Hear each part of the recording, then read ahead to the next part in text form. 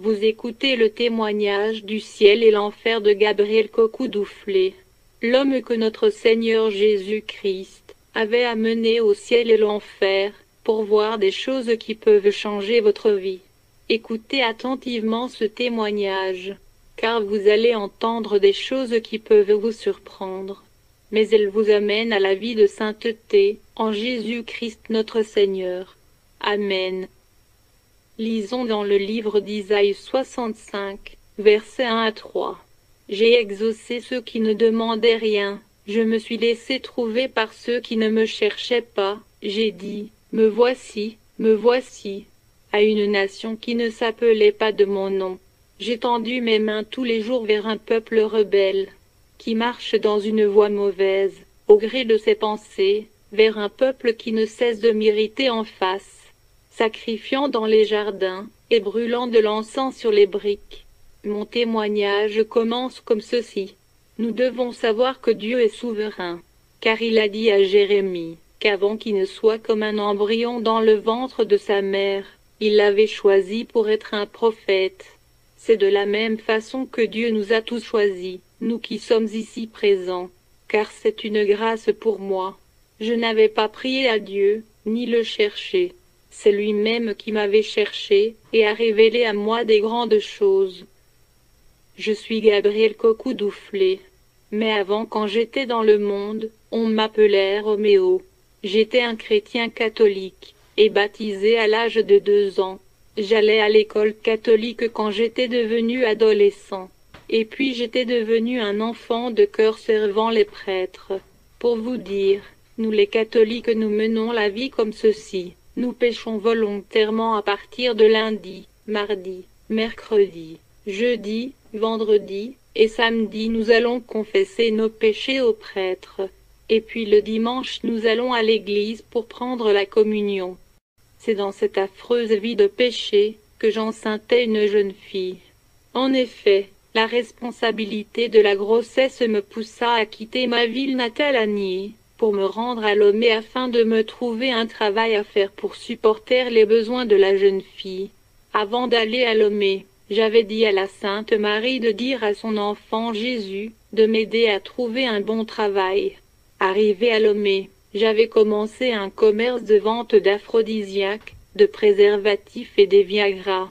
En effet, ce commerce me rapportait tellement que je subvenais aux besoins de mon foyer et à ceux de mes frères, ainsi qu'à ceux de mes parents.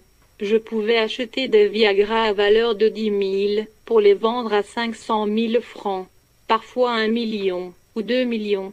Je continuais à fréquenter l'église catholique, notamment la paroisse Sainte-Famille d'Atiégou. Ma vie de débauche s'empirait, cependant je fréquentais les prostituées, et il arrivait que je couche avec une mère et sa fille. Je faisais le sexe anal, et je suçais les femmes. Je me faisais sucer par elles aussi. Je couchais avec les femmes, et elles me payaient pour cela. Bien qu'étant un homme, je me suis défrisé les cheveux, et je m'étais tressé.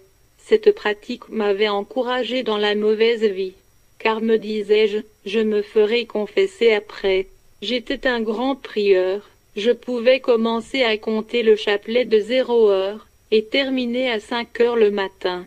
C'est dans cette vie que le soir du vendredi 9 décembre 2011, j'étais à la douche, préparé à sortir pour aller au rendez-vous d'une fille que j'avais courtisée, parce que les parents de la fille étaient riches.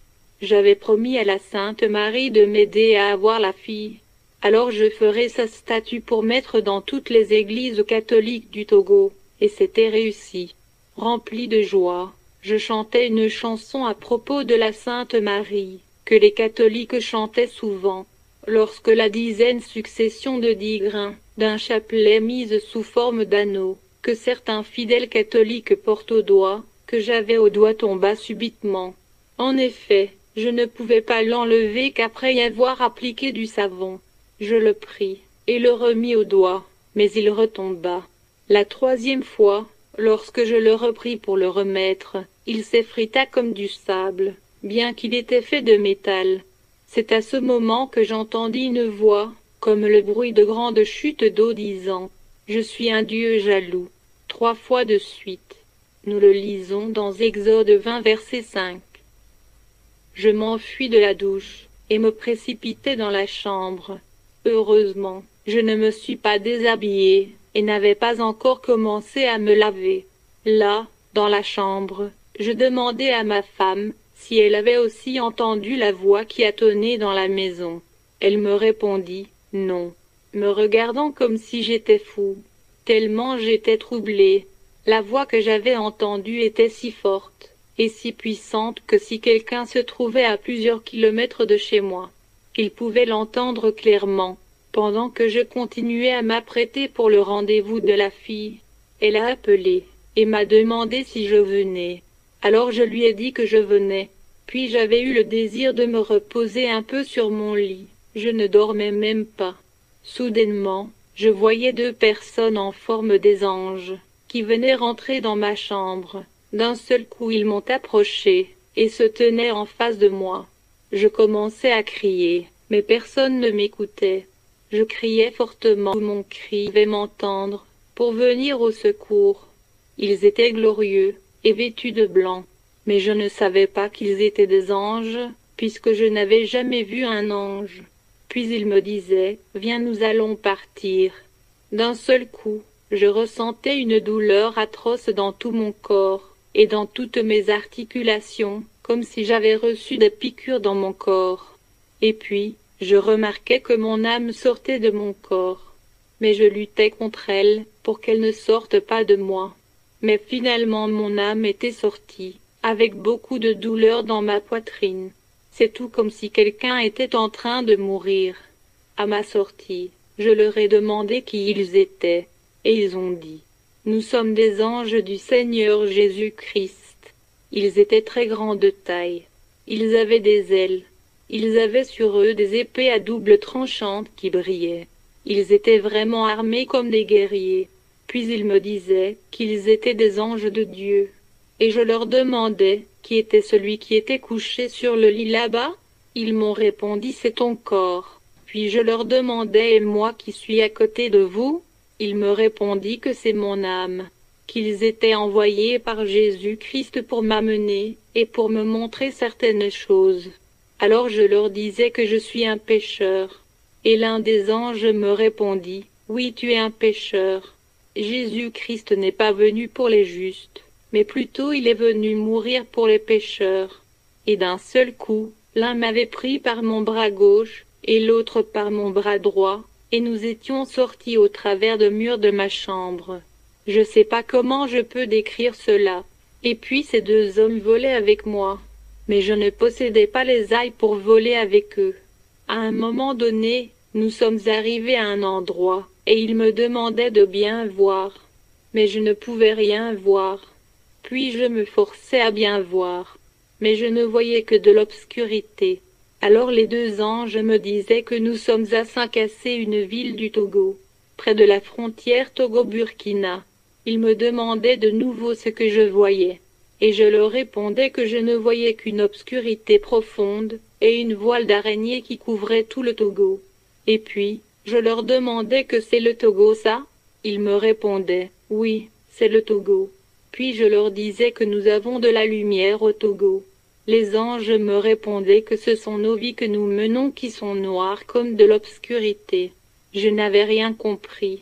Les anges me disaient que nous les Togolais nous sommes des hypocrites, que nous aimons marcher dans l'obscurité.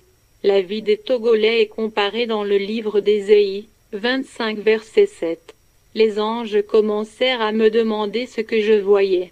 Puis j'avais remarqué dans cette obscurité qu'il y avait seulement 8 hommes de Dieu qui sont au-dessus de l'obscurité et qui brillaient énormément. Puis je leur demandais, qui sont ces personnes? Et les anges me répondirent que ces 8 hommes de Dieu sont ceux qui sont destinés à être enlevés au ciel vers Dieu, si la trompette sonnerait le 9 décembre 2011. Ils me disaient que ces 8 hommes n'ont aucune valeur devant les gens. Même nous n'allons pas accepter qu'ils nous parlent de l'Évangile, car ils sont des malheureux. Puis j'étais énervé de ce qu'ils me disaient. Dans tout le Togo, ne serait que ces 8 pasteurs qui sont prêts pour le ciel? Je n'étais pas d'accord avec les anges. Je leur demandais où sont nos prêtres, nos monseigneurs, et nos papes. Les anges ne me répondaient rien du tout. Mais ce que j'avais remarqué de ces 8 pasteurs, c'est qu'ils n'avaient pas des bagues de mariage à leurs doigts. Ils étaient simples. Les anges me demandaient ce que je voyais encore. Et puis je voyais 95 personnes, hommes, femmes et jeunes filles modestes dans leurs habillements, et elles avaient d'énormes cheveux sur leur tête avec des foulards dessus. Elles n'avaient pas de boucles d'oreilles dans leurs oreilles. Elles n'avaient pas des chaînes à leur cou. Elles n'avaient pas des bagues de mariage à leurs doigts. Elles n'avaient pas des vernis sur leurs ongles. Elles n'avaient pas des chaînes sur leurs hanches.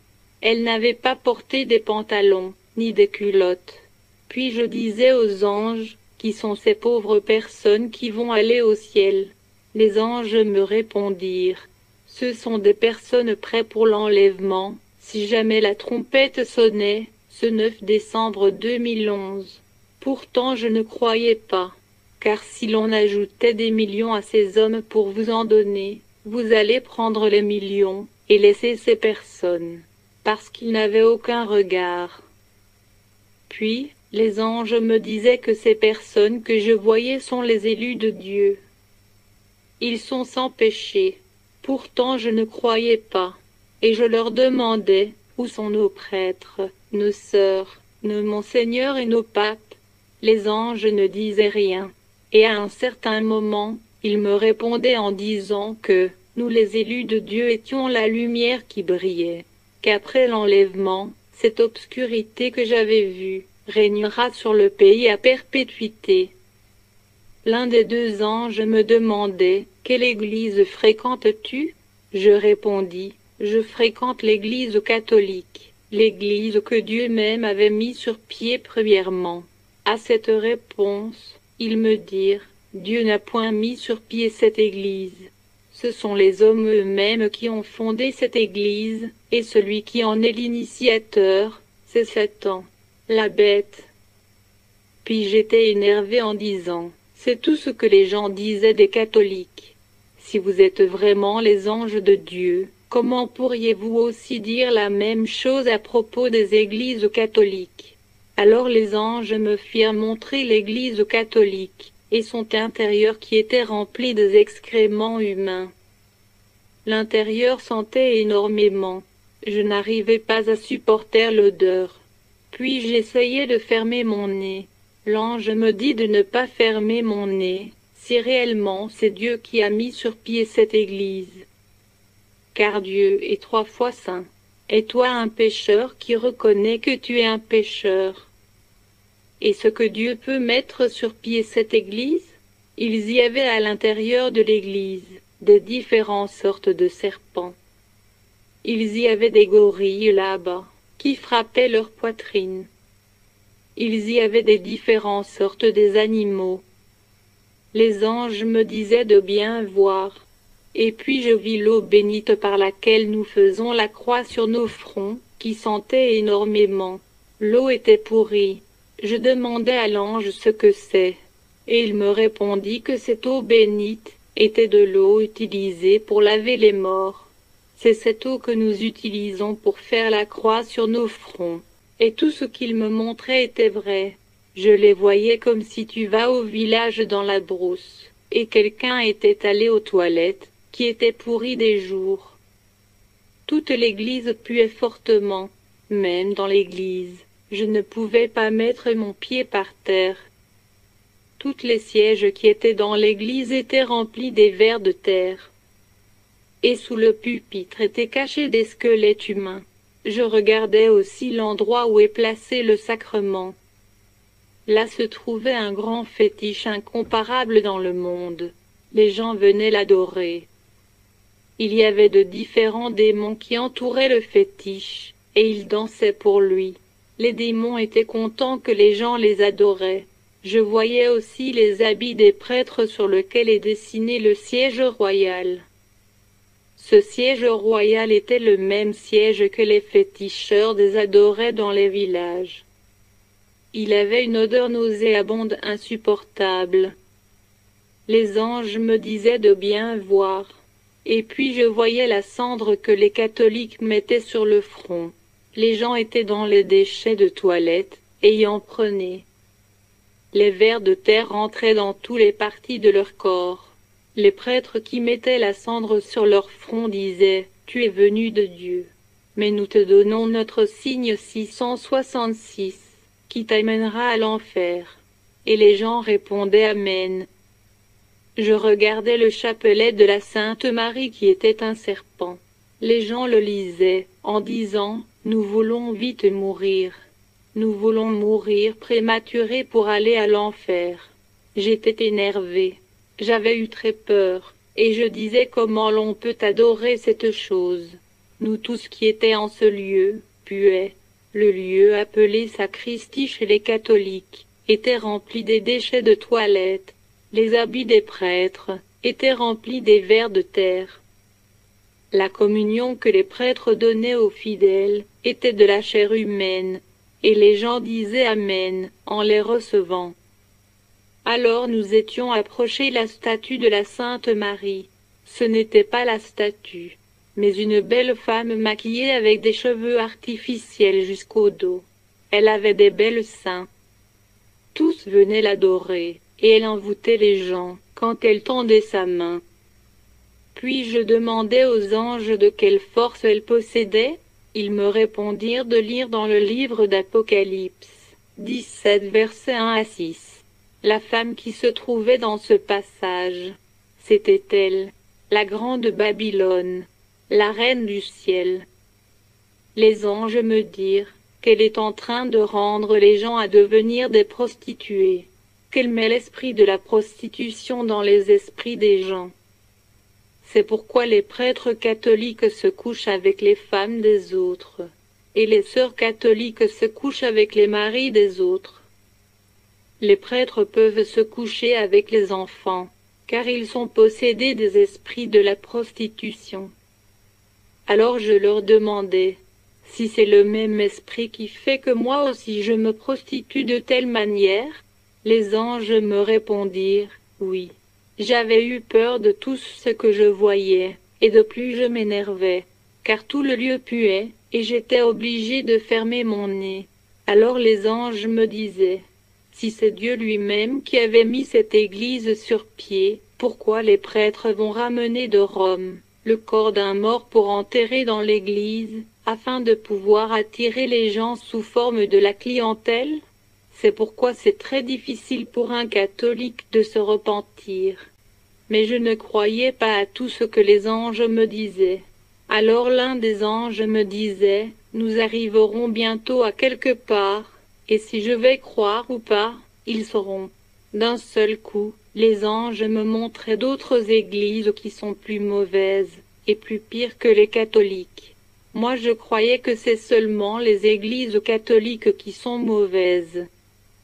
Les autres églises sont plus que les poubelles, et il y avait des vers de terre partout dans les églises.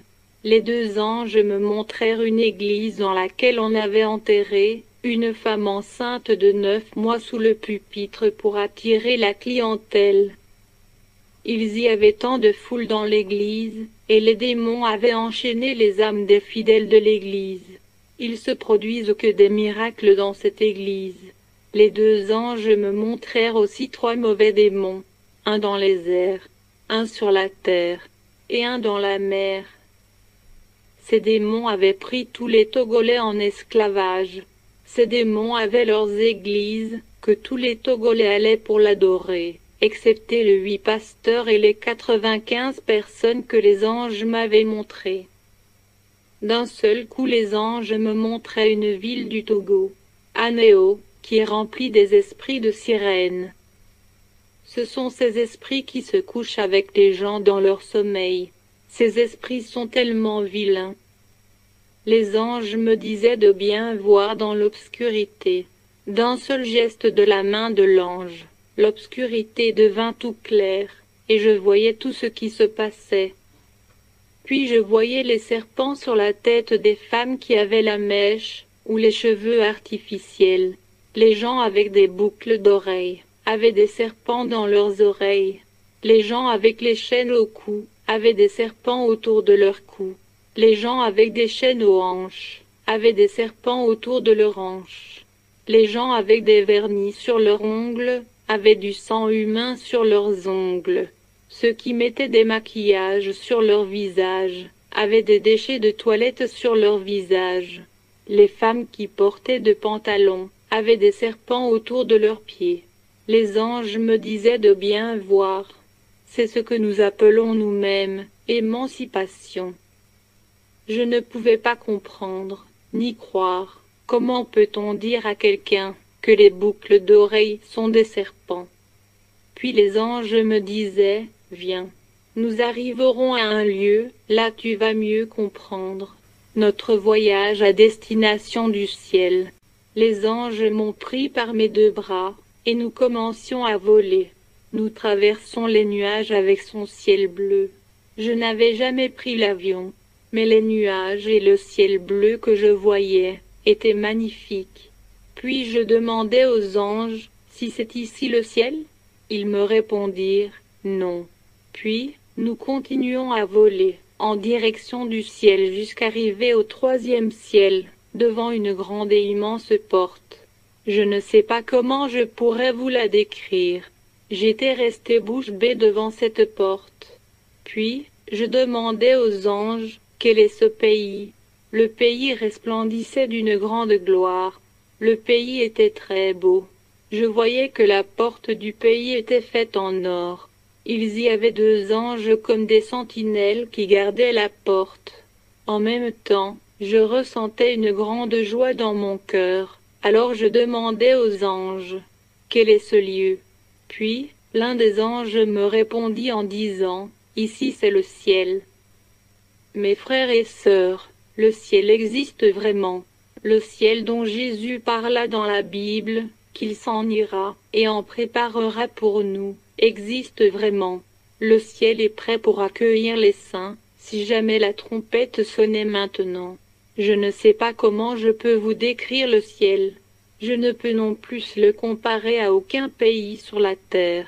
J'étais devant la porte, avec un désir impatient d'y rentrer. Et lorsque nous voulions entrer dans la porte, soudainement apparut un homme qui riait d'une voix forte. Ah, ah, ah, à plusieurs reprises. Il riait d'une façon méchante et rigolant. Cet homme s'est approché de moi, en me demandant si je croyais à tout ce que les anges m'ont fait voir. Je lui répondis non. Puis, il continua de rire encore. Il me demandait à deux reprises si je croyais à tout ce qu'on m'avait montré jusqu'ici. Lui répondis non.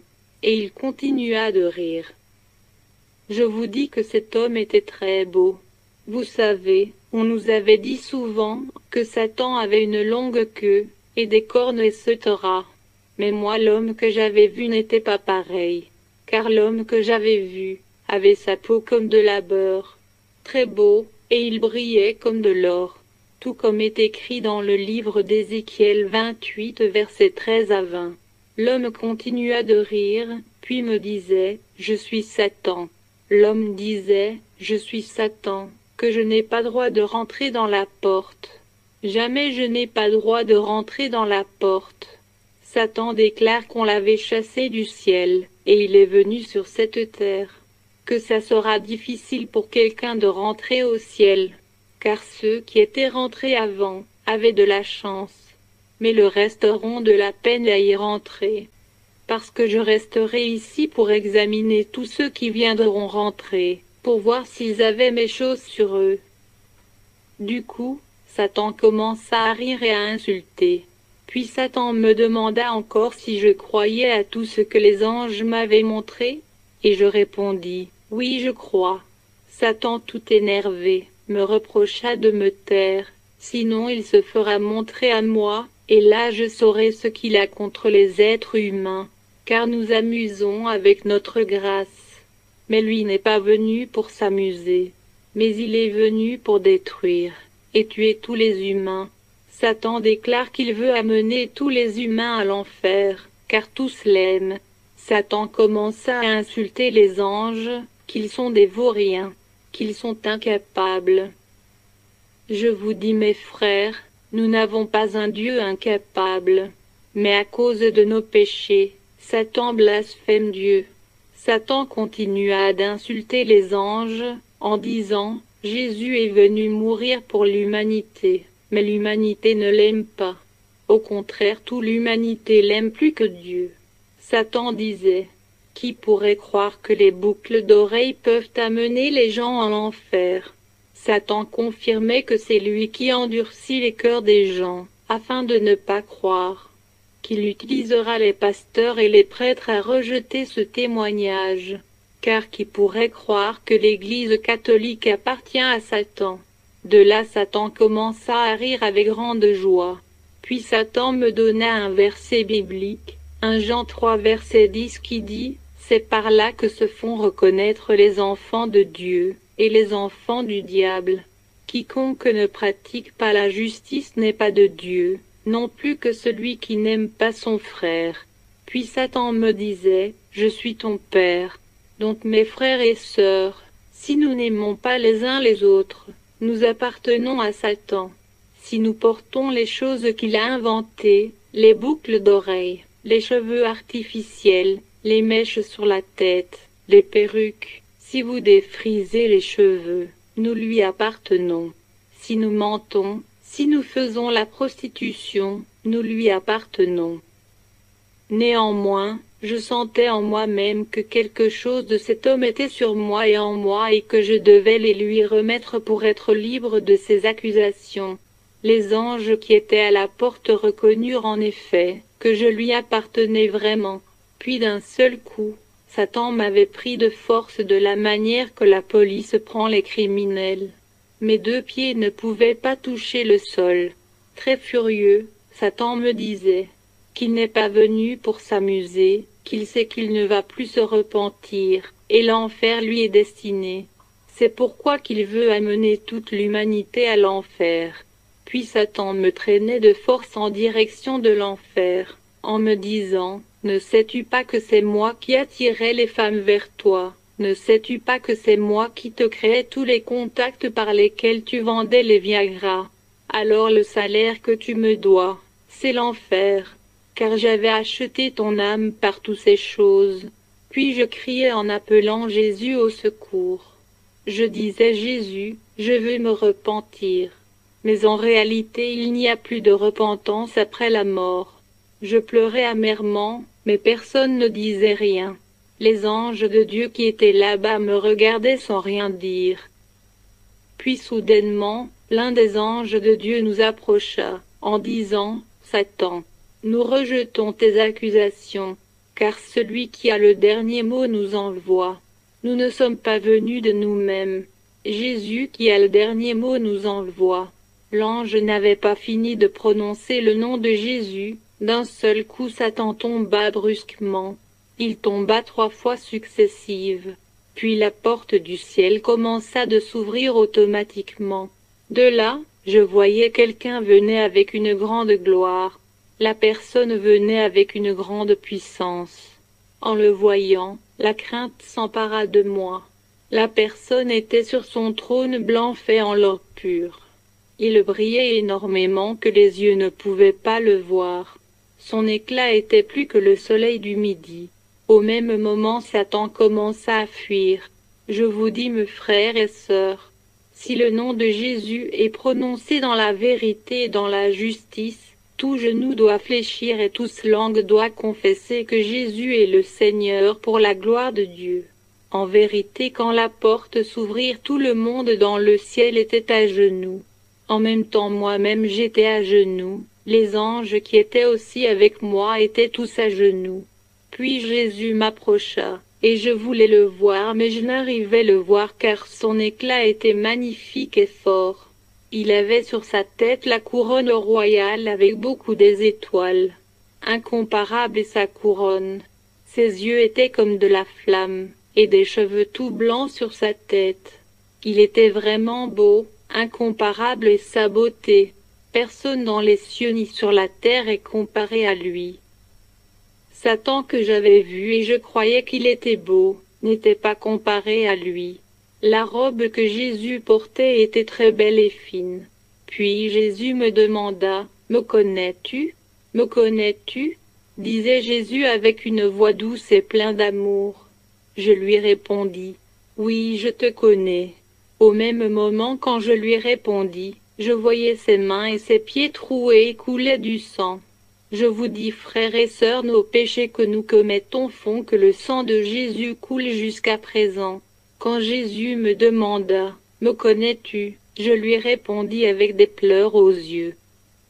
Puis Jésus continua, et me demanda, « D'où me connais-tu » À cette question, je fondis en larmes. Puis Jésus répliquait, « Tu me connais et tu mènes cette vie? Comment me connais-tu » Je lui répondis que c'est toi qui es mort pour nos péchés. À cette réponse il me dit, « Si tu savais que j'étais mort pour tes péchés, tu ne mènerais pas la vie que tu mènes. » Puis il me demanda encore, « Me connais-tu » Il continua et me dit, « Où me connais-tu » Lorsqu'il eut dit cela, je vis sur un écran fait en or bien large. Hébreux 4 verset 13 dit, « Nulle créature n'est cachée devant lui, mais tout est à nu, et à découvert aux yeux de celui à qui nous devons rendre compte. » En vérité, lorsque je vis l'écran, je vis toute la vie que j'avais menée, depuis ma naissance jusqu'à la dernière seconde que j'avais passée sur la terre. Je voyais mon père et ma mère sur leur lit, au moment où ils me concevaient. Je voyais comment mon père était en rapport sexuel avec ma mère. Je voyais quand ma mère m'accouchait à l'hôpital, avec les nombres des personnes qui étaient autour d'elle. Je voyais quand j'étais un bébé et je commençais à ramper. Je voyais comment je grandissais et commençais à aller à l'école. Je voyais tout dès mon enfance. Je voyais quand je volais les maïs de ma mère. Je voyais quand je masturbais avec du savon dans la bouche. Je voyais comment j'allais avec les femmes des autres. Comment je me couchais avec la mère et sa fille. Je voyais comment je me couchais avec la grande sœur et sa petite sœur ensemble. Je voyais comment je faisais le sexe anal. Je voyais comment je mentais, volais et escroquais. Je vis aussi comment je regardais les films pornographiques. Comment je quittais les cours pour me rendre dans les salles de vidéo-club. Comment je visitais les prostituées. C'est à ce moment que j'avais su que durant toute ma vie, j'ai couché avec 310 femmes jusqu'à l'âge de 25 ans. Bref, je voyais toute l'histoire de ma vie passée. Après avoir tout vu, le Seigneur me posa cette question. Es-tu prêt pour rentrer dans le royaume des cieux, ou es-tu prêt pour aller en enfer? Jésus n'avait pas encore fini de prononcer le mot enfer. Puis soudainement, nous descendions tous deux en toute vitesse en direction de l'enfer dans la profondeur de la terre. Je commençais à entendre les différentes sortes de cris et des grincements de dents. J'essayais de boucher mes oreilles, mais les cris devenaient encore plus forts. Je vous dis, mes frères, si quelqu'un vous dit que l'enfer n'existe pas, cette personne vous trompe, car l'enfer existe vraiment. Je suppliais Jésus de ne pas m'amener dans l'enfer, car je veux me repentir. Matthieu 25 verset 30 qui dit, « Et le serviteur inutile, jetez-le dans les ténèbres du dehors, où il y aura des pleurs et des grincements de dents. » Je vous dis, mes frères et sœurs, si nous entendons les cris de l'enfer sur cette terre, nous allons tous nous repentir immédiatement. Pendant que j'entendais les cris, le Seigneur Jésus, d'un geste de sa main, ouvra la porte de l'enfer. Je vis une obscurité profonde qu'on peut toucher. J'entendais les cris, et je sentais la chaleur de l'enfer. Mais je ne voyais personne. Puis j'entendais une voix qui m'appelait. Coucou, coucou, coucou. Je me demandais qui était cette personne qui me connaît et qui m'appelait, car je ne voyais rien. La personne disait « Ao, Ao, Ao, que je suis ton grand-père. » Le Seigneur Jésus me dit de le demander, ce qu'il cherche là-bas, car il n'a pas créé l'enfer pour l'être humain. Nous le lisons dans Matthieu 25 verset 41. qui dit, ensuite il dira à ceux qui seront à sa gauche, retirez-vous de moi, maudits, allez dans le feu éternel qui a été préparé pour le diable et pour ses anges. Puis, mon grand-père me répondit, la non-crainte de Dieu, qu'il avait marié beaucoup de femmes, et qu'il mangeait la viande avec du sang, qu'il adorait le vaudou, et le tabouret royal ancestral. Il demanda une minute à Jésus de revenir sur la terre, qu'il est prêt à se repentir, et craindre Dieu plus que tout le monde. Mon grand-père confessait que Jésus l'aimait, qu'il avait envoyé quelqu'un vers lui pour lui parler de l'Évangile, et il avait envoûté la personne, et la personne est morte. Mon grand-père criait fort, car les vers le rongeaient. Les vers étaient gros plus que les arbres. Les vers rentraient dans toutes les parties de son corps, et ça lui faisait très mal. Les démons aussi épluchaient sa chair, et sa chair se régénérait encore. Les démons trouaient avec des flèches son anus et son pénis. Il criait à Jésus de le sauver et de le pardonner. Jésus me disait de le quitter, le pas dans l'enfer. Je vis encore un homme qui criait très fort, car les démons le torturaient. Il disait « Ao, Ao, Ao ». Puis je lui demandais « Qui es-tu » Il me répondait « Je suis Jean-Paul II ». Et je dis « Celui qui est mort, et nous disons qu'il est dans le ciel ?» Je ne pouvais pas croire que notre pape Jean-Paul II, des catholiques, est en enfer. Néanmoins, il me confirma que c'est lui, qu'il avait beaucoup voyagé plus que tout le monde, qu'il parlait 12 langues. Et Jésus me dit de le demander ce qui l'a amené ici.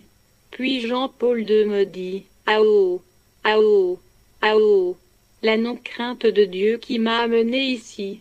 Les démons épluchaient sa chair, les vers rongeaient et pénétraient toutes les parties de son corps, le serpent entourait à son cou et le mordait aussi.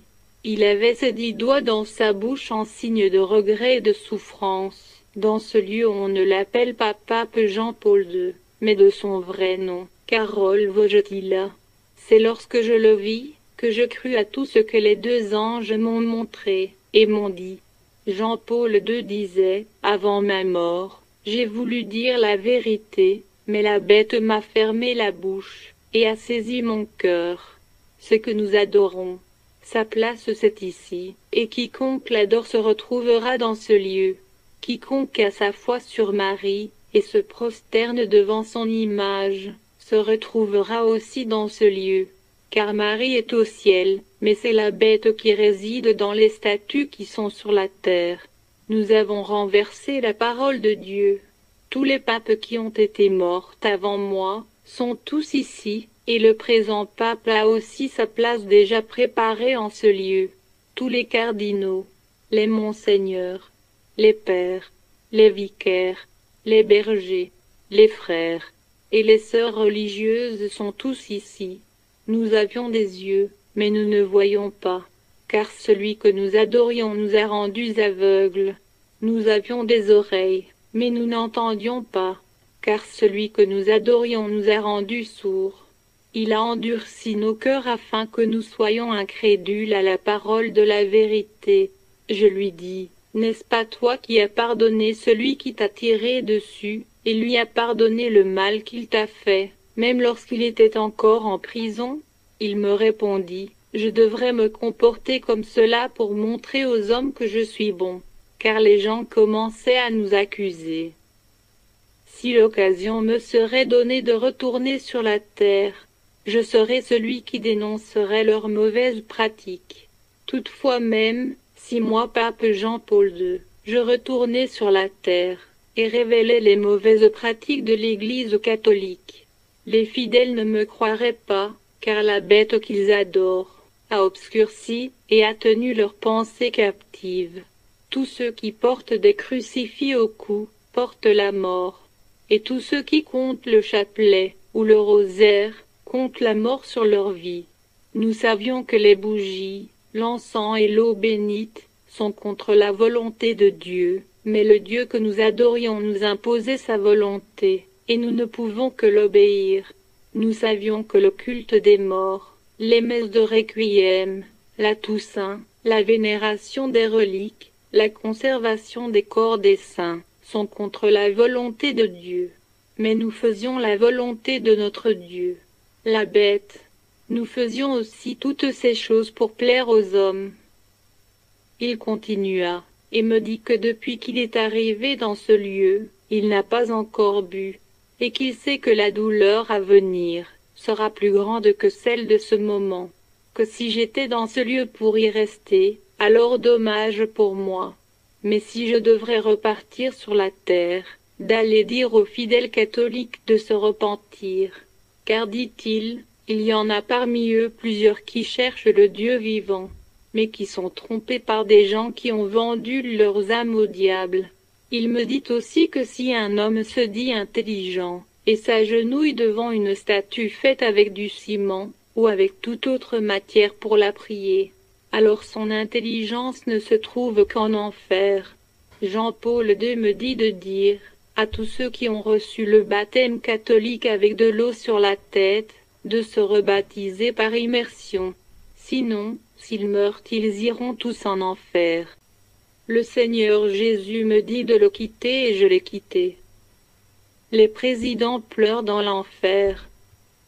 Tous les présidents qui n'ont pas connu le Seigneur sont en enfer. Puis Jésus me montra notre président du Togo, Nancy B. Eyadema. En le voyant, j'ai dit, « Toi tu dois arriver ici. » À cette parole, Jésus commença à pleurer, en m'appelant Gabriel, Gabriel. Je n'aime pas la mort des pécheurs. Jésus déclara qu'il a aimé Eyadema, que c'est lui qui l'a nommé président malgré qu'il n'est pas allé à l'école, pour que les gens sachent que je suis souverain et que je fais ce que je veux, qu'il avait envoyé des pasteurs, des prophètes vers lui. Mais Eyadema a refusé de le croire. Eyadema a choisi Satan. Jésus nous ordonne de prier pour tous les présidents, car ce n'est pas de leur volonté de se confier à Satan, car Satan les trompe qu'on leur fera de coups d'État, alors il faut qu'ils se protègent par des sectes, des sorcelleries, et se taira.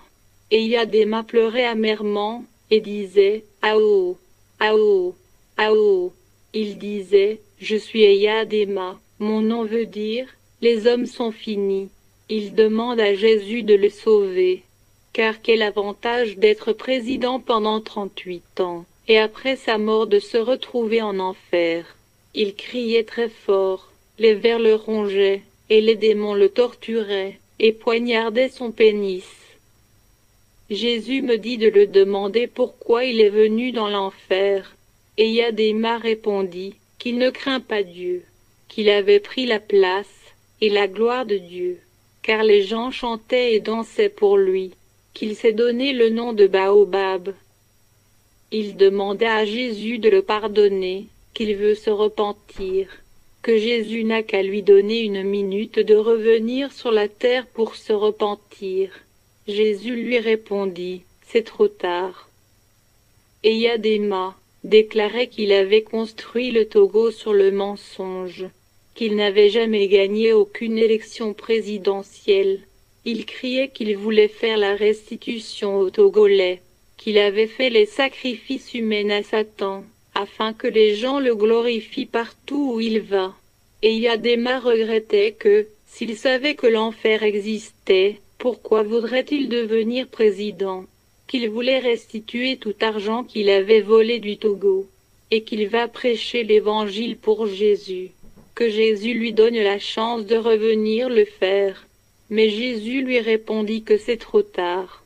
Et Eyadema dit, « Va dire à mes enfants de laisser ses richesses, ses femmes et ses biens matériels, et de servir Dieu. J'ai légué le mensonge à mes enfants qui ne feront que mentir toute leur vie. J'ai légué la prostitution à mes enfants qui ne feront que se prostituer toute leur vie.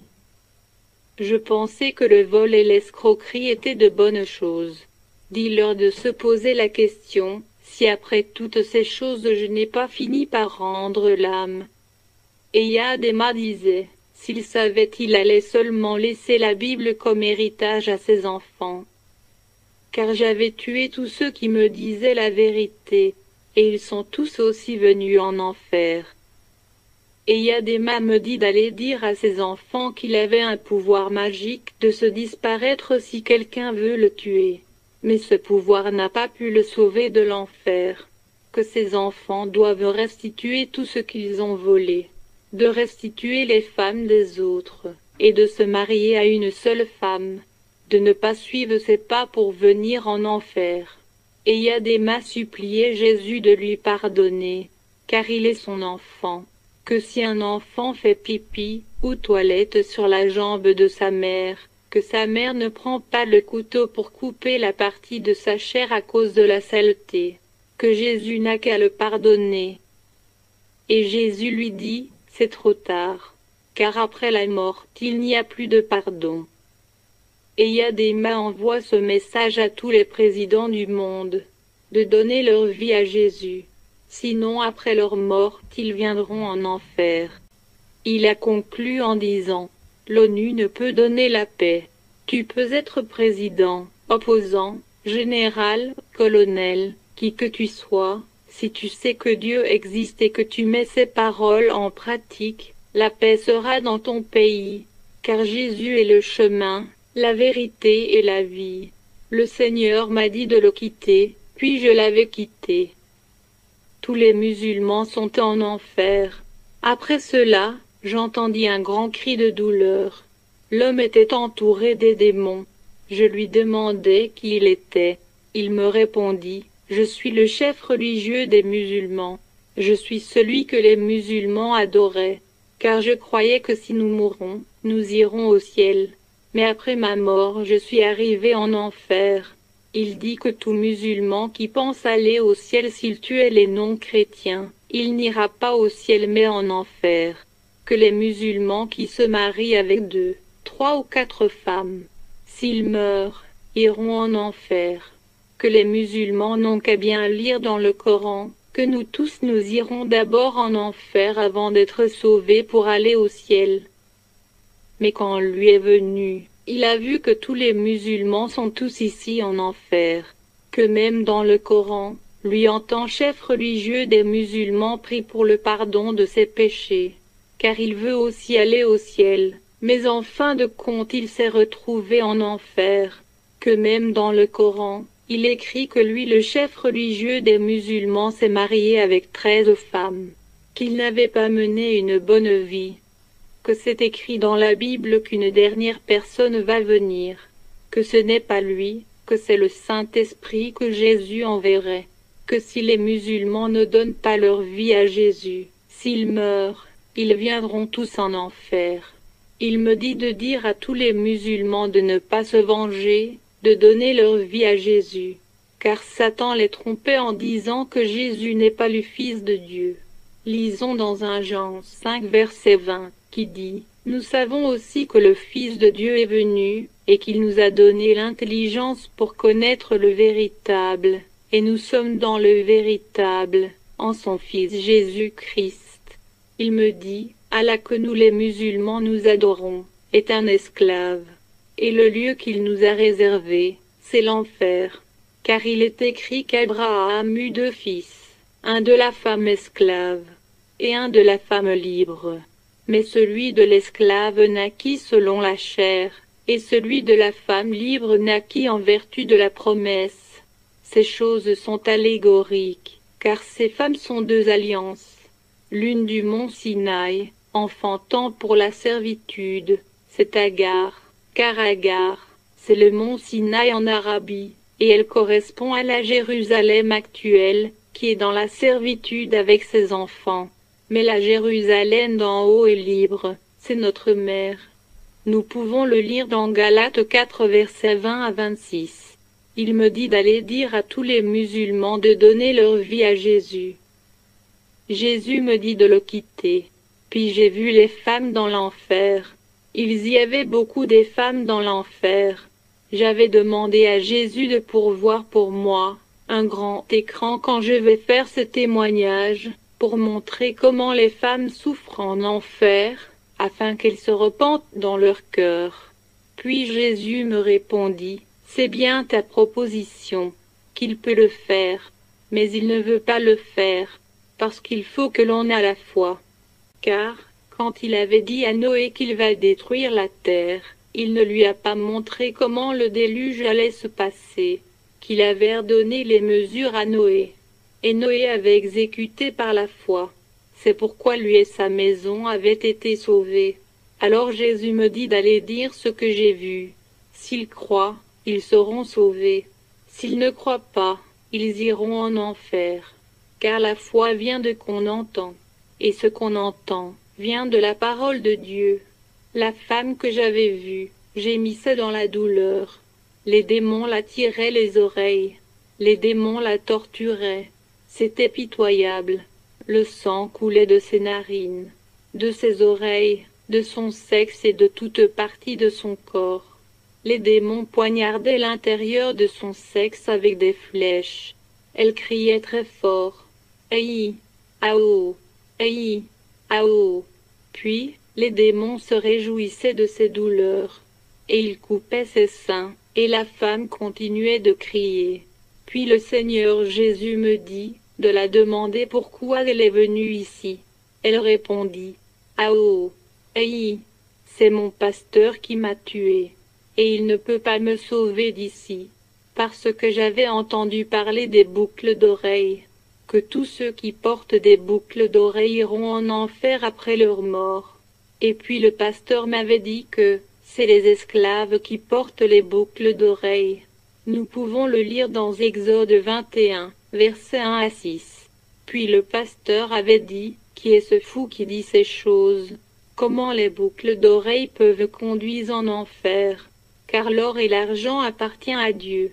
Le pasteur m'avait fortifié et m'avait donné 10 000 francs, et j'étais parti acheter les boucles d'oreilles pour emporter. Une toute petite boucle d'oreille. Malgré cela, j'avais peur parce que ma conscience me gênait. Voilà ce qui m'a amené en enfer. Elle disait, ao, Jésus, aïe, Jésus, donne-moi une minute de revenir sur la terre, que même si tout le monde sur la terre porte les boucles d'oreilles, moi je ne vais jamais en porter. Puis Jésus la répondit, c'est trop tard, car après la mort, il n'y a plus de repentance. Les démons la torturaient, et les vers la rongeaient. Jésus me dit de la quitter, puis je l'ai quittée. J'ai vu une autre femme en train de souffrir. Les démons mettaient des fers chauffés sur sa tête. Les vers la rongeaient. Les démons poignardaient son sexe. Son cœur la faisait très mal. Alors je la demandai, qu'est-ce qui s'est passé? Elle me répondit, ao, aïe, ao, aïe. On m'avait dit que les gens qui défrisaient leurs cheveux, qu'après leur mort, iront tous en enfer. J'avais dit que c'est le mensonge, car je ne peux pas être sale pour servir le Seigneur Jésus, qu'elle est indépendante dans le Seigneur, qu'elle est libre, et qu'elle ne veut pas être comme les villageois sans défriser les cheveux. Mais Ésaïe 3 verset 24 a défendu cela. Lisons-le. Au lieu de parfum, il y aura de l'infection.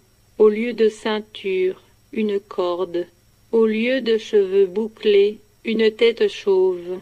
Au lieu d'un large manteau, un sac étroit. Une marque flétrissante, au lieu de beauté. Maintenant elle demande Jésus de la donner la chance de revenir sur la terre pour se repentir, et de ne plus défriser les cheveux. Jésus m'a dit c'est trop tard, et de la quitter. Je vous dis mes frères et sœurs, il y a beaucoup des femmes dans l'enfer. J'avais vu une femme. Les démons écartaient ses 2 jambes, puis enfonçaient une longue et grosse lance dans son sexe. Elle criait fort, et les démons se réjouissaient. La femme souffrait énormément. Les vers la rongeaient, le feu la brûlait. Elle criait, ao, aïe, ao, aïe. Jésus me disait de la demander pourquoi elle est venue là-bas. La femme répondait qu'elle avait tressé les cheveux avec les mèches. Car on l'avait dit que tous ceux qui ont les mèches sur leur tête iront en enfer. Et elle avait dit que c'est faux. car Jésus regarde dans le cœur, et non l'extérieur. La femme disait, « Si je savais que mon propre argent que j'avais dépensé pour acheter les mèches va m'entraîner dans l'enfer, pourquoi vais-je le faire ?» La femme demanda à Jésus de la donner la possibilité de se repentir. Jésus la répondit, « C'est trop tard. » Matthieu 10 verset 30 dit, « Et même les cheveux de votre tête sont tous comptés. » Puis Jésus dit, « Je connais le nombre de vos cheveux. Vous m'insultez en ajoutant d'autres cheveux à vos cheveux. Vous me dites que je ne suis pas intelligent, que je suis ignorant en vous créant de cette façon, car j'ai créé les cheveux de toute race différemment, et je les ai trouvés très bons. J'ai vu des femmes qui portent les chaînes aux reins. Les démons coupaient leurs hanches avec la hache. Les démons écartaient leurs jambes, et enfonçaient des flèches dans leur sexe. Les femmes m'envoient de vous dire que les chaînes aux hanches sont des esprits des démons. Elles vous entraînent à devenir des prostituées.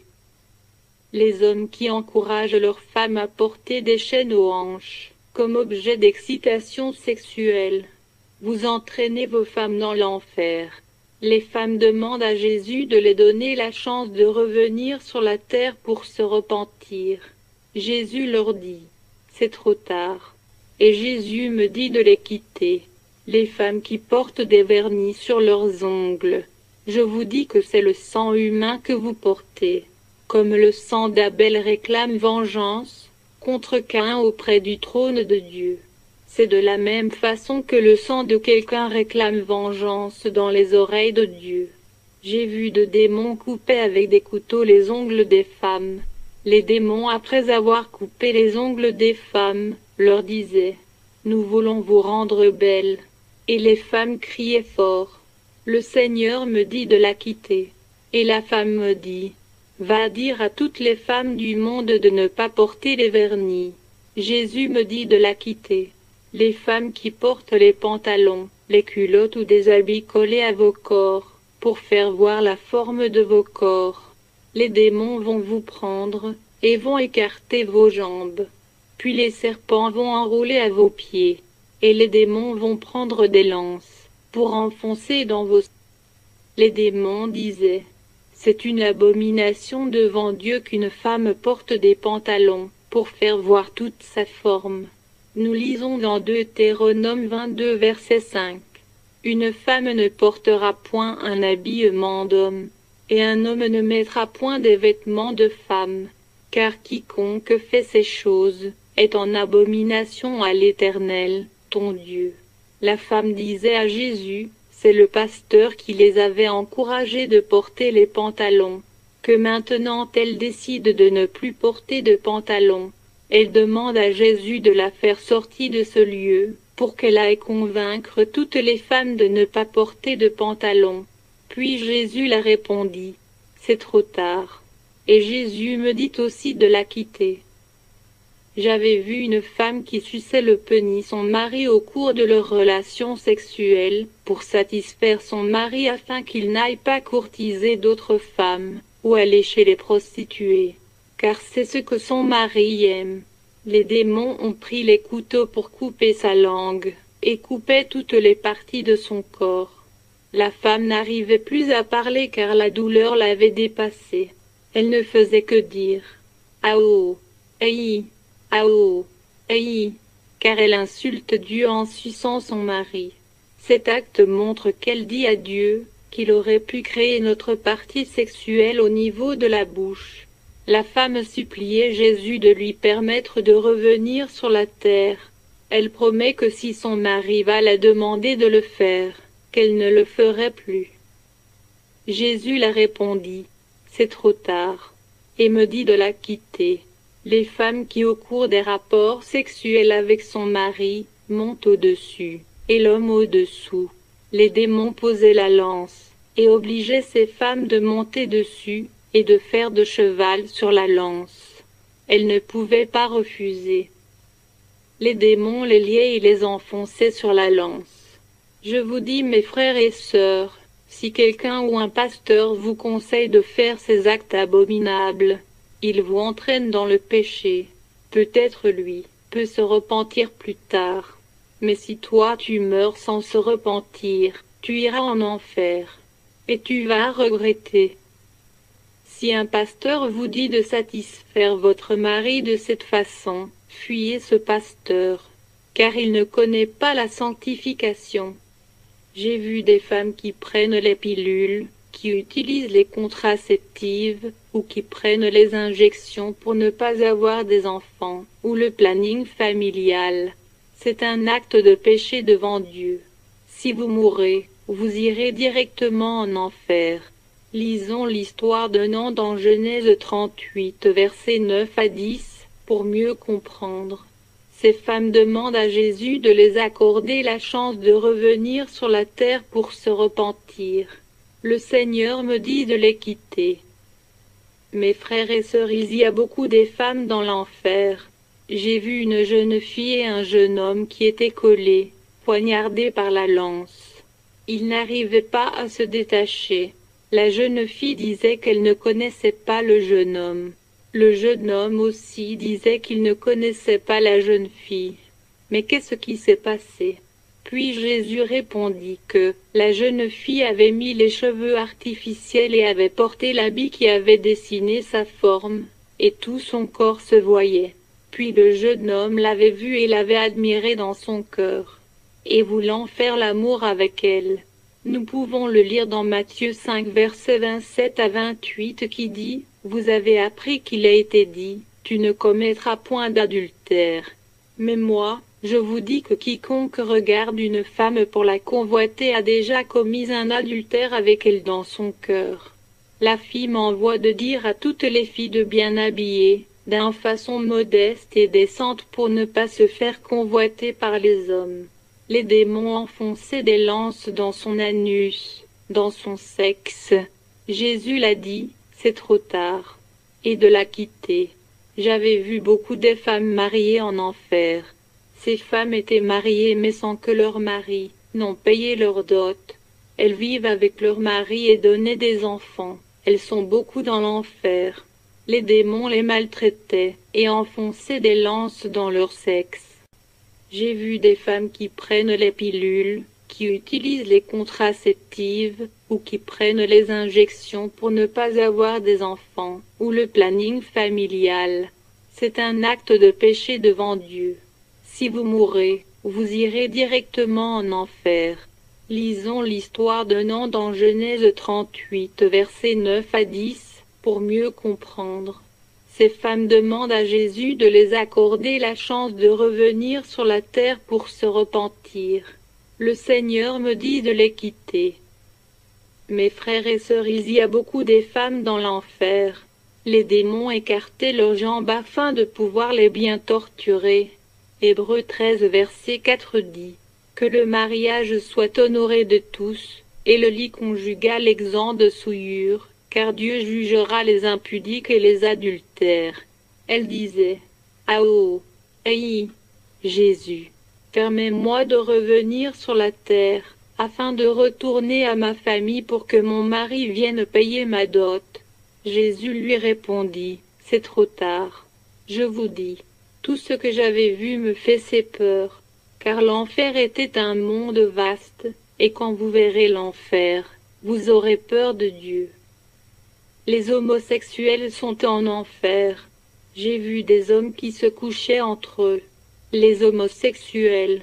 Les démons écartaient leurs jambes et enfonçaient dans leurs anus les flèches pour les punir. Ils enfonçaient les flèches dans leur anus pour en sortir dans leur tête. Les démons enfonçaient aussi les flèches dans leur pénis. Ils épluchaient leur peau, qui se régénérait ensuite. Ces homos me disaient qu'ils ont été trompés, que l'homophilie leur permettrait d'être riches avec leurs compagnons. Ils criaient fort en disant « Je suis prêt à revenir sur la terre pour dire à tous les homos de cesser ces choses abominables. » Le Seigneur Jésus leur dit « C'est trop tard. » Je vous dis mes frères, même les bêtes ne font pas ces choses abominables. Les femmes lesbiennes sont en enfer. J'avais vu des femmes qui se léchaient entre elles, soi-disant qu'elles sont des lesbiennes. Les démons les maltraitaient, et leur coupaient la langue. Les démons enfonçaient des flèches dans leur sexe. Elles criaient très fort, et les démons se réjouissaient de leur douleur. Elles me disent de dire à tous les lesbiennes du monde entier de se repentir. Les vieux pères qui se couchaient avec les petites filles. Ces vieux pères sont en train de regretter de leurs actes dans l'enfer. Ils pleurent amèrement sous l'effet des tortures des démons. Le Seigneur me dit de les quitter. Les gens qui construisent des auberges, comme des chambres de passage, pour que les hommes et les femmes commettent l'adultère, ou des gens qui ont des buvettes, ou les coins de loisirs. Ils sont tous en enfer. Ils sont en train de regretter, ils pleurent sans arrêt. Jésus lui demanda, « Pourquoi tu es venu ici ?» L'homme répondit, « J'avais construit des chambres de passage pour la prostitution. » Et l'homme continua de demander à Jésus de lui donner juste 1 minute pour revenir sur la terre pour se repentir. Et il va détruire ces chambres de passage pour en faire une église pour Jésus. Jésus lui dit, « C'est trop tard. » Il me dit aussi de le quitter. Puis je me disais en moi, quelle sera ma situation? Où est-ce que Jésus va me laisser? Car j'avais mené aussi cette vie abominable. Les gens qui écoutent la musique du monde, si vous voyez les douleurs qu'ils endurent dans l'enfer, vous serez étonnés. Le Seigneur me dit de les quitter, et il criait, « Ah oh, Jésus, permets-nous de revenir sur la terre pour se repentir. Nous ne chanterons plus la musique du monde. » Puis j'ai dit, « Ah oh, Jésus, permets-moi aussi de quitter ce lieu, moi qui avais couché avec 310 femmes dans ma vie. Que serait ma situation? Elle sera plus pire que ces gens qui sont dans l'enfer. » Puis je disais, « Ah oh, Jésus, aie pitié pour moi et sauve-moi. Si tu ne me laisses pas en enfer, je vais me repentir de tout mon cœur. » Puis Jésus m'a dit, « Va, et dis au monde tout ce que tu as vu. Va dire à tous ceux qui utilisent des parfums pour bien se sentir, que c'est de l'acide qu'on mettra sur eux en enfer, et ils seront tous dépérir. J'ai vu un pasteur en enfer à cause du parfum. » Lisons Ésaïe 3 verset 24. Au lieu de parfum, il y aura de l'infection. Au lieu de ceinture, une corde. Au lieu de cheveux bouclés, une tête chauve. Au lieu d'un large manteau, un sac étroit. Une marque flétrissante. Au lieu de beauté, les bagues de mariage entraînent dans l'enfer.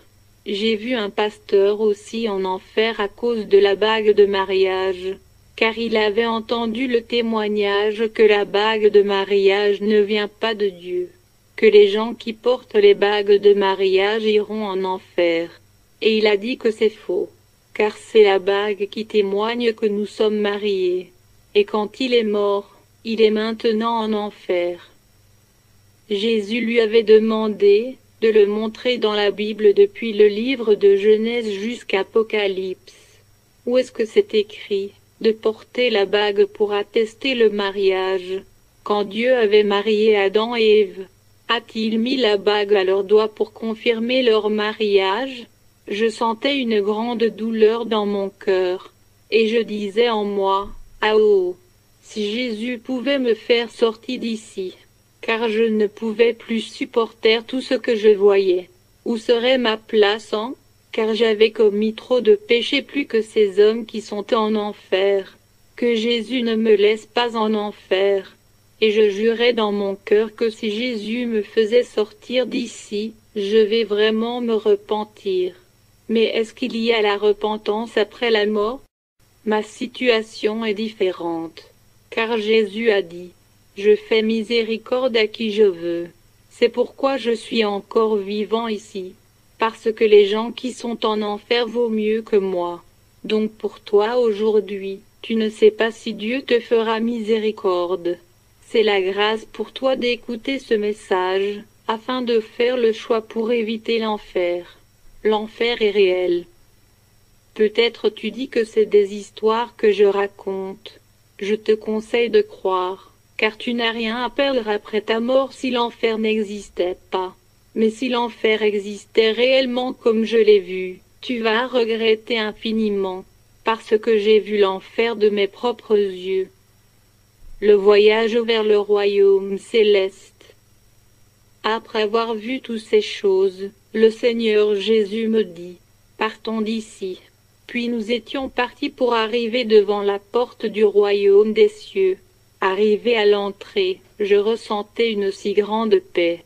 Il était écrit sur la porte de l'entrée, « Soyons bienvenus dans le royaume de Dieu. » C'est écrit avec des ornements précieux.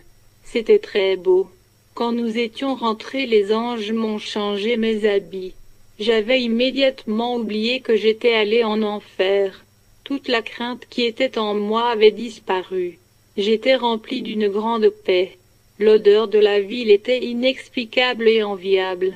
Le Fils de Dieu était sur le trône. Lui seul resplendissait la gloire dans tout le pays. Il ne fait ni nuit, ni jour dans le pays. J'avais vu les 24 vieillards autour du trône qui adoraient Dieu en chantant « Gloire, Amen, sagesse, puissance. Gloire à toi des siècles des siècles. » Ils chantaient des actions d'adoration. Ils chantaient Alléluia, Hosanna, Alléluia, Hosanna. À toi l'honneur et le respect. Nous pouvons le lire dans le livre d'Apocalypse 7, verset 11, qui dit « Et tous les anges se tenaient autour du trône et des vieillards et des 4 êtres vivants, et ils se prosternèrent sur leurs faces devant le trône, et ils adorèrent Dieu. Tout le monde était content dans le pays. Puis je vis un grand nombre de personnes avec des feuilles de palme dans la main. Eux aussi chantaient en adorant Dieu, en disant « Gloire à l'agneau, l'honneur à l'agneau », en continuité. Puis je demandais « Qui sont ces gens-là » et les anges me répondaient « Ce sont les gens qui ont racheté leur vie par leur propre sang. Ils n'ont pas voulu recevoir le nombre 666 après l'enlèvement. Ils ont passé par la grande tribulation. Ils n'ont pas mangé, ni bu pendant 7 ans. Ils étaient très nombreux en adorant Dieu. Le pays était très beau. Les routes étaient bien faites. Les maisons étaient en or précieux. Tout le pays était lumineux. Toutes les fleurs chantaient Alléluia, Hosanna, gloire, louange à l'agneau. Puis je m'étais approché aux fleurs, et je disais en moi, je veux seulement rester ici pour chanter comme les fleurs. Alléluia, Hosanna, gloire, louange à Jésus. Puis Jésus m'a touché et m'a dit, il est l'heure que tu reviennes sur la terre pour dire tout ce que tu as vu et tout ce que tu as entendu à tout le monde, de ne rien ajouter et de ne rien retrancher, de n'avoir peur de personne, qu'il est avec moi. Puis j'ai répondu à Seigneur Jésus, je sais que ce que tu viens de dire est bien et j'aime ça, mais moi, je ne veux plus revenir sur la terre, jamais de ma vie. Moi qui suis ici, je ne retournerai plus jamais sur la terre, car les gens à cause d'un petit acte sont en enfer. Et tu me dis de retourner sur la terre. Non, je ne veux plus retourner. Puis je commençais à pleurer. Puis Jésus me disait, tu es mon apôtre. Va dans le monde et dis ce que tu as vu et entendu au monde. Et je répondis à Jésus en disant, Papa Jésus, s'il te plaît, je ne veux pas avoir ce nom apôtre. Efface ce nom apôtre de moi. Car beaucoup ont ces grands titres, mais ils sont tous en enfer. Les pasteurs sont en enfer avec leurs grands titres. Jésus, je m'excuse, je ne veux pas avoir ce titre. Puis Jésus continua en me disant, tu es mon apôtre, va et dire au monde. Apôtre veut dire l'envoyé. Va propager la bonne nouvelle à toutes les nations, et dis-leur que mon retour est proche. Puis Jésus me montra une grande et longue table infinie, avec des différentes sortes de fruits, des serviettes et de tout ce qu'il faut pour recevoir une visite. La table était faite en or, tout était prêt. Puis je disais, je veux rester ici pour commencer à manger avant que les invités ne viennent. Le Seigneur me disait, non, retourne sur la terre pour annoncer la bonne nouvelle. Je lui ai répondu, que même si je ne vais pas manger de la nourriture, je préfère rester ici auprès des fleurs que de rester dans l'enfer. Le Seigneur me disait de revenir dire ce que j'avais vu et entendu, car celui qui croira et obéira sera sauvé. Puis j'avais catégoriquement refusé. Je ne voudrais pas revenir. Puis Jésus m'avait dit, ok, comme tu as refusé, il y a maintenant ceci, soit tu retournes à la terre, ou soit tu vas immédiatement à l'enfer. Puis je répondis à Jésus, s'il en est le cas, je préfère revenir sur la terre. Mais si je revenais sur la terre, vas-tu m'aider à revenir ici au ciel? Puis Jésus me répondit, oui, je vais t'aider, je vais te donner la grâce telle que je l'avais fait, et tu n'es pas allé en enfer. Va propager la bonne nouvelle. Et partout où tu seras, dis aux gens que je suis là-bas, et je serai avec toi à tout moment, et jusqu'à la fin du monde. Je ne te laisserai jamais comme un orphelin. Je serai avec toi pour t'enseigner, et te rappeler si tu as oublié quelques paroles. Puis je lui ai répondu, Papa Jésus, comme c'est toi-même qui m'as promis, je sais que tu n'es pas un homme pour mentir. Donc accorde-moi la grâce de revenir ici au ciel. Et Jésus me disait, je ferai grâce pour que tu reviennes. Puis les anges m'ont ramené sur la terre. À mon retour, je me voyais couché sur mon lit. Ma bouche était toute ouverte comme un mort. Puis les anges ont mis mon âme dans mon corps. Mais je m'opposais à eux, car je ne voulais pas rentrer dans mon corps, parce que je voulais les suivre, car mon âme était très sale.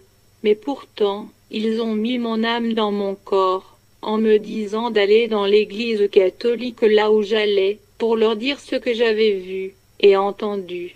Mais quand j'étais parti, ils m'ont dit que c'est le démon qui m'utilise, que c'est impossible d'adorer Marie et aller en enfer.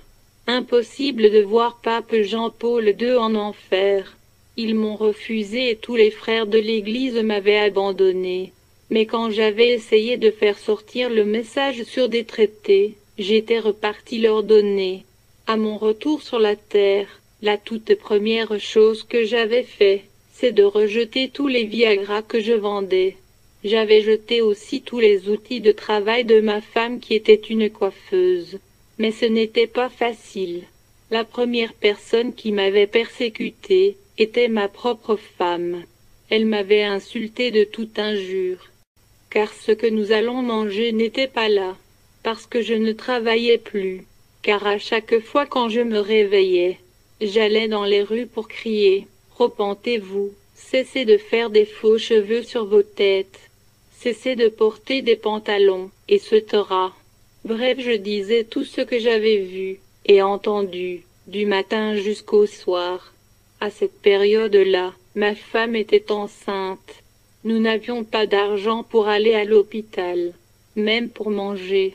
Et si aujourd'hui les gens m'insultaient, je ne ressens plus rien, car Dieu a utilisé ma femme pour me former contre les injures.